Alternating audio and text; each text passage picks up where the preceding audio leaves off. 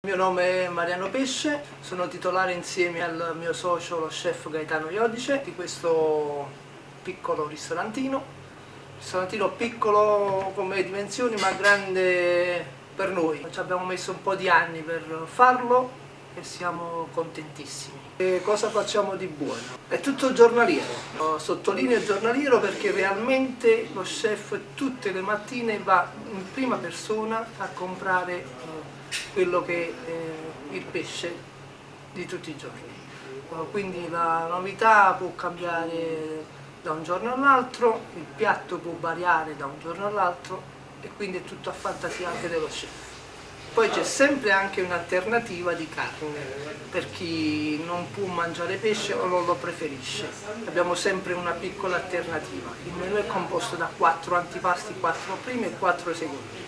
Quindi è sempre 3 di pesce e 1 di terra. È una cucina regionale, è una cucina campana napoletana. Solo che c'è poi il tocco personale dello chef. Ad esempio questa settimana c'è un maltagliato di pasta fresca con patate, provola, seppia e gamberi.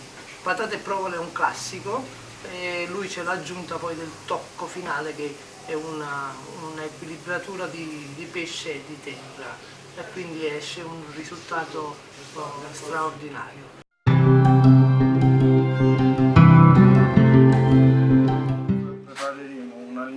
Di Gragnano con aglio, olio e peperoncino, un po' di crudo di mare, un po' che rappresenta la nostra tradizione con la cucina povera anche il napoletano, arricchendola con un po' di crudo che un po' rappresenta quello che è il nostro ristorante, quindi una combinazione fra gamberi, tonno, seppie, il tutto profumato con un po' di limone.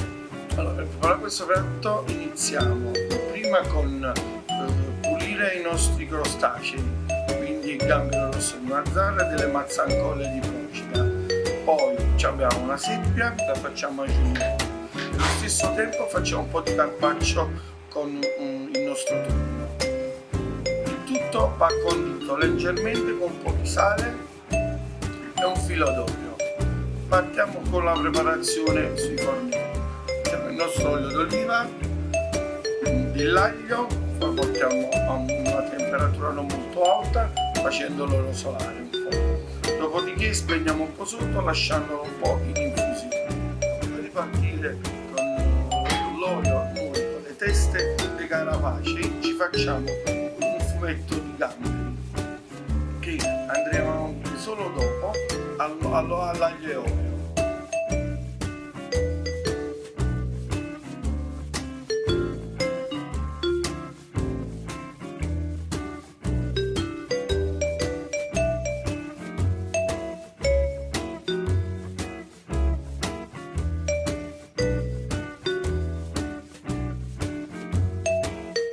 Il peperoncino va in questo momento in modo tale che non viene aggredito e siamo sui 70-80 gradi. Alziamo la pasta un po' più al dente, la risoltiamo un po' in modo da fargli rilasciare l'amido.